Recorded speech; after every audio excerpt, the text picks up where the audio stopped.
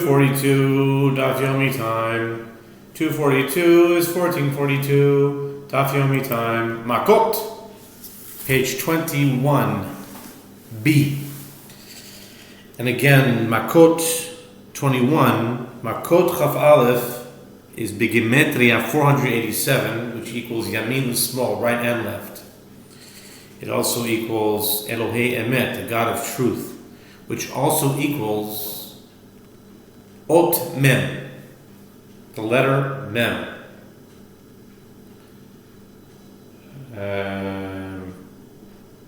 Lamed Mem. This is interesting. The letter M in the English alphabet is the 13th letter, and the letter Mem in the Hebrew alphabet is also the 13th letter. It's not so with all the letters. Some connect and some don't correlate. Like Aleph is A, Bet is 2, is B. C is not Gimel. C is K or S, and Gimel is G. Dalet is 4, okay. D is 4. E could be like Hey. I could see that. F is Pei, and the 6 is Vav. They're different. But in Atbash they're the same. Pei and Vav are the same. The 6th letter is F. It could be Fei, and Fei can be Vav in Atbash. But it's not the same letter.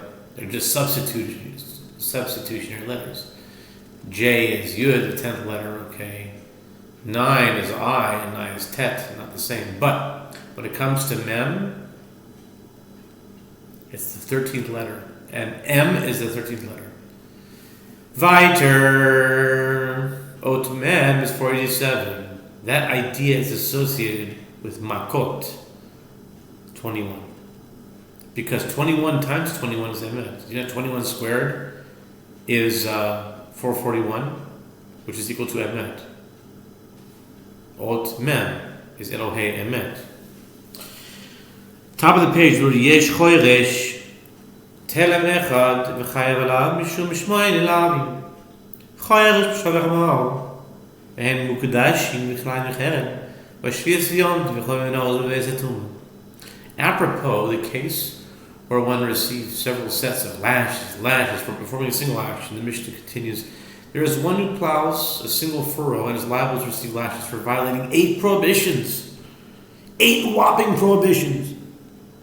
How so? For plowing with an ox and a donkey, in violation of the prohibition, you shall not plow with an ox and a donkey together, Deuteronomy 22:10. And they are consecrated, and therefore he is guilty of misuse of consecrated property. And he is plowing diverse kinds in a vineyard. And it is during the sabbatical year, when it is prohibited to work the land. And it is on a festival when plowing is a prohibited labor, and he is both a priest and a Nazirite, and is performing the plowing in a place of impurity imparted by a corpse, which is prohibited for both a priest and a Nazirite. See Leviticus 21, verse 1, and Numbers chapter 6, verse 6. Hanania ben Chachinai Omer, Avana Beshkilayim, Amuro, Eino Hashem. Amurahem Afnaz Eloi Hu Hashem. Hanania ben Chachinai says, if he was wearing a garment consisting of diverse kinds of wool and linen while plowing, he is also flogged for violating that prohibition. The sages said to him, that is not a prohibition in the same category as the others, as it is not connected to the act of plowing. Hanania ben Chachinai said to them, according to that criterion, the fact that he is a Nazirite is also not in the same category, as a Nazirite and a priest are not flogged for plowing, rather they are flogged for contracting impurity imparted by a corpse. And that's the Mishnah. Now the Talmud. Zok the Heilige Gemara. Amaravi Amaravi Yosi. Poishiv Loyish Loyish Mamash. Ve'afilu Ma'al Moiz Miyan Yad. Ve'tiyadu Klesh Eloi. Magvirach B'derarika. Ayole vapokera vashiomer afilosha אלא כאלה שעובדים לבוש חיים. Rav Vivi Barabai says that Rabbi Yossi says that when the Mishnah teaches with regard to wearing the garment, a garment of diverse kinds of wool and linen, and he removes it and dons it after each forewarning, does it mean that one is liable for each forewarning only if he actually removes and dons it? Or perhaps one is liable even if he inserts and removes his arm from the sleeve of his garment. Perhaps this is also considered removing and donning the garment. The Gemara relates, Rav Acha, the son of Rav Ika, gestured. One is liable only for actually inserting his body in the garment entirely and then removing it. Rav Ashi says, the inference in the Mishnah is not to actually removing and donning the garment. Rather, even if he only waited an interval equivalent to the period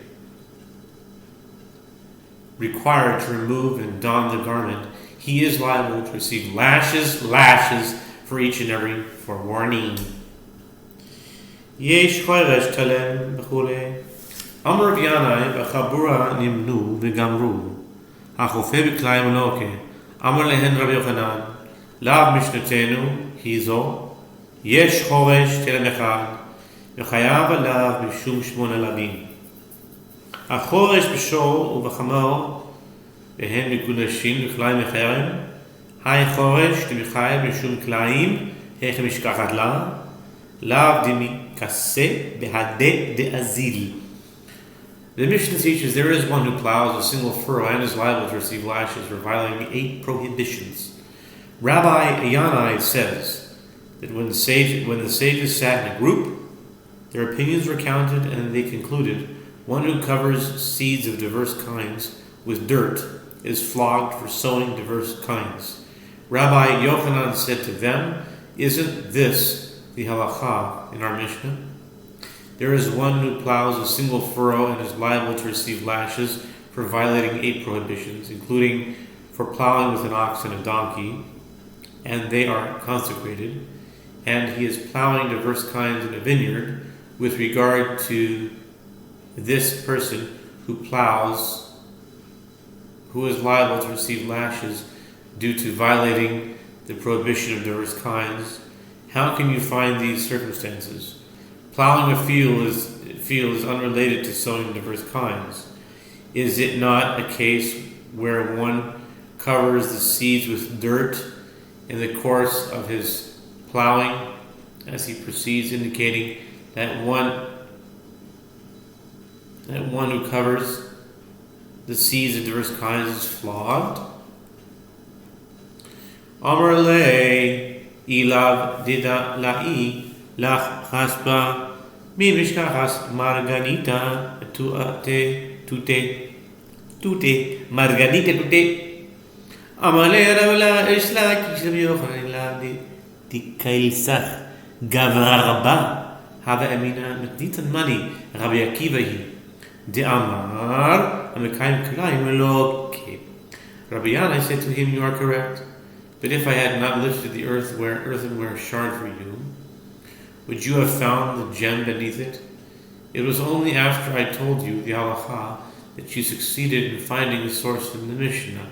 Later, Reish Lakish said to Rabbi Yochanan, if it was not for the fact that a great man, Rabbi Yanai, praised your statement, I would say that there is no proof from the Mishnah, as it is possible to say whose opinion is expressed in the Mishnah.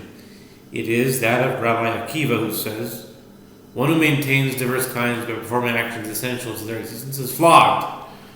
Therefore, one who plows and covers seeds of diverse kinds is liable to receive lashes, as he facilitates the existence of diverse kinds, not because in covering the seeds it is as though he sowed them.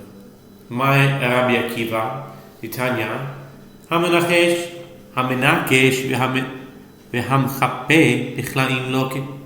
Rabbi Akiva Omer, Ava Mekaye. The Gemara asks, what is the aforementioned statement of Rabbi Akiva? It is as it is taught in a bright that one who weeds and one who covers the seeds of diverse kinds with dirt is flogged, as he performs an action that promotes the growth of the diverse kinds which is tantamount to sowing. Rabbi Akiva says, even one who maintains diverse kinds violates the prohibition. My time in Rabbi Akiva, Titania, Saddicha lo tizra kilaim, Eli el zorea b'kayim minayin, Tamelo ma behem techalo tarbiya, Kilaim sadcha lo tizra kilaim. The Gemara asks, what is the reason for the opinion of Rabbi Akiva? As it is taught in the Braita, it is written, your field you shall not sow with diverse kinds. Leviticus 19:19. I have derived only that sowing diverse kinds is prohibited. From where do I derive that maintaining diverse kinds, which does not involve any positive action, is also prohibited? It is, as the verse states, your animals you shall not breed with different species, Kilaim. Your field you shall not sow with diverse kinds, Kilaim, Leviticus 19:19, which is interpreted as though it is written, diverse kinds in your field you shall not sow, indicating that one may not allow diverse kinds to remain in his field.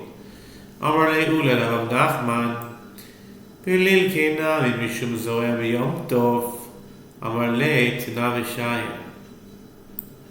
Ula said to Rav Nachman, that let him be flogged also for violating the prohibition of sowing on a festival.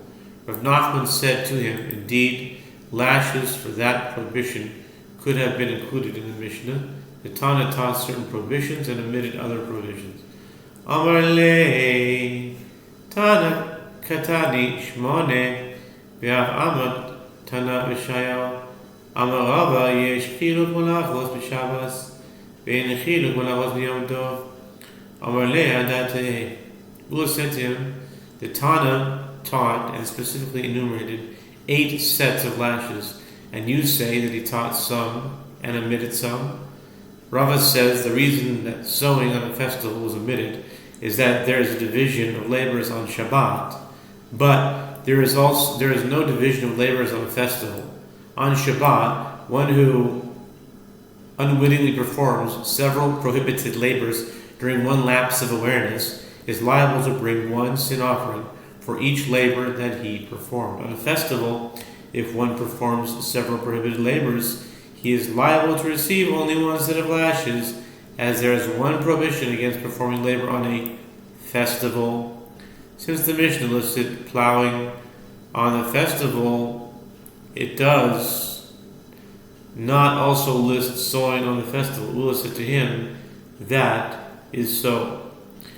Eis ve'abaye ve'ein chiluk malachos b'yom tov ve'atzanan mevashil gediv achalev b'yom tov ve'achalo lo kechamesh lo kemishum ochel gid ve'lo kemishum mevashil b'yom tov shelo litzorech ve'lo kemishum mevashil gid ve'chalav ve'lo kemishum ochel basar v'chalav ve'lo ke.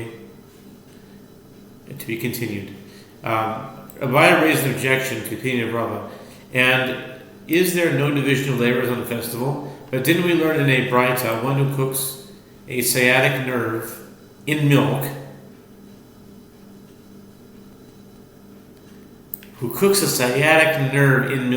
Wow, who does that? Did that ever happen in the history of humanity? Someone who cooked a sciatic nerve in milk on a festival. Okay, one who cooks a sciatic nerve in milk on a festival and eats it is flogged with 5 sets of lashes. How so? He is flogged for violating the prohibition of eating a sciatic nerve. See Genesis 32:33. And he is flogged for violating the prohibition of cooking on a festival, not for the purpose of the festival, as he is prohibited from eating it. And he is flogged for violating the prohibition of cooking a sciatic nerve, which is meat, in milk. But it's not a goat. It has to be a goat, no? And he is flogged for violating the prohibition of eating meat cooked in milk. And he is flogged for something else, which we will hopefully, God willing, see tomorrow.